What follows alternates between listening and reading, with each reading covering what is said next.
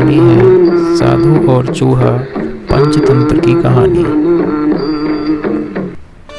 महल रोपे नामक एक दक्षिण शहर के पास भगवान शिव का एक मंदिर था।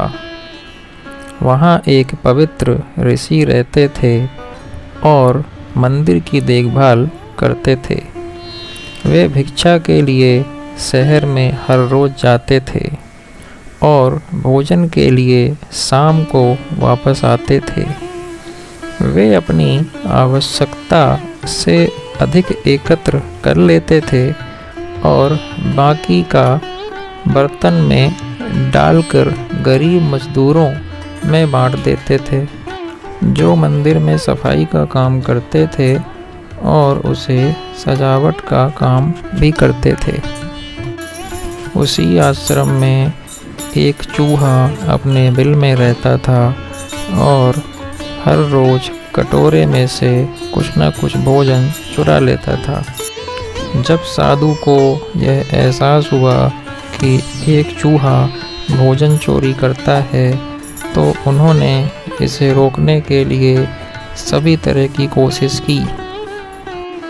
उन्होंने कटोरे को काफ़ी ऊंचाई पर रख दिया ताकि चूहा वहां तक न पहुंचे और एक छड़ी लेकर चूहे को मार भगाने की भी कोशिश की, लेकिन चूहा किसी भी तरीके से कटोरी तक पहुंचने का रास्ता ढूंढ लेता और भोजन चुरा लेता था।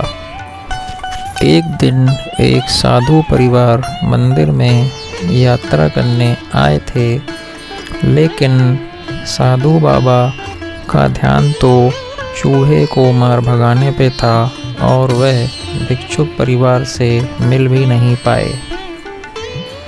इसे अपना अपमान समझ भिक्षुक क्रोधित हो गए और बोले, आपके आश्रम में मैं फिर कभी नहीं आऊँगा, क्योंकि लगता है मुझसे बात करने के अलावा आपको अन्य काम ज़्यादा महत्वपूर्ण लग रहे हैं। पर साधु विनम्रता पूर्वक चूहे से जुड़ी अपनी परेशानियों को भिक्षुक को बताते हैं कि कैसे चूहा उनके पास जो भोजन किसी न किसी तरह से चुरा ही लेता है।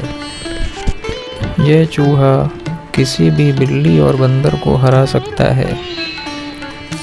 अगर बात मेरे कटोरे तक पहुंचने की हो तो मैंने हर कोशिश की है, लेकिन वह हर बार किसी न किसी तरीके से मेरा भोजन चुरा ही लेता है। भिक्षुक ने साधु की परेशानी को समझा और उसे सलाह दी।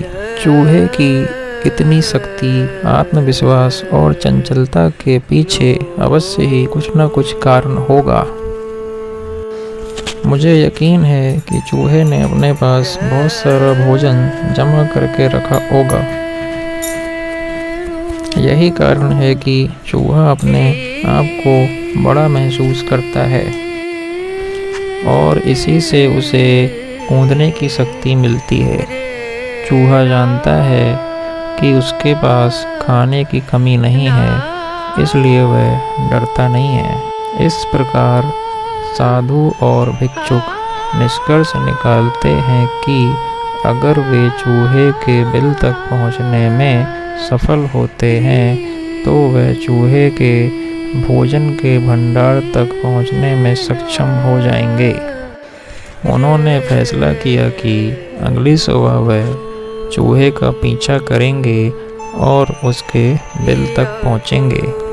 अगली सुबह वह चूहे का पीछा करते हुए उसके बिल के प्रवेश द्वार तक पहुंच जाते हैं और जब वह खुदाई शुरू करते हैं तो उन्हें दिखता है कि चूहे ने अनाज का एक विशाल भंडार बना रखा है। फौरन ही साधु सारा अनाज इकट्ठा करके मंदिर में ले आते हैं। जब चूहा वापस आया तो उसने देखा कि उसका सारा अनाज गायब हो गया, जिस कारण से उसे काफ़ी गहरा झटका लगा और उसने अपना आत्मविश्वास खो दिया। अब चूहे के पास कोई भंडार नहीं था, फिर भी उसने फैसला किया कि वह फिर से रात को कटोरे में से अनाज चुराएगा। लेकिन जब उसने कटोरे तक पहुंचने की कोशिश की तब वह धड़ाम से नीचे गिर गया और उसे यह एहसास हुआ कि अब ना तो उसके पैरों में शक्ति है और ना ही आत्मविश्वास है।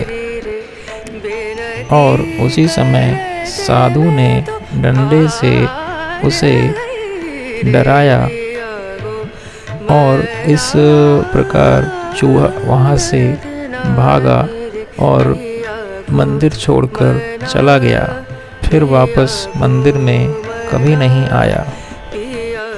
ऐसी ही शिक्षाप्रद कहानियाँ सुनने के लिए चैनल को सब्सक्राइब करें और जो भी कहानियाँ आपको पसंद आती हैं उसमें कमेंट करें, लाइक करें, शेयर करें।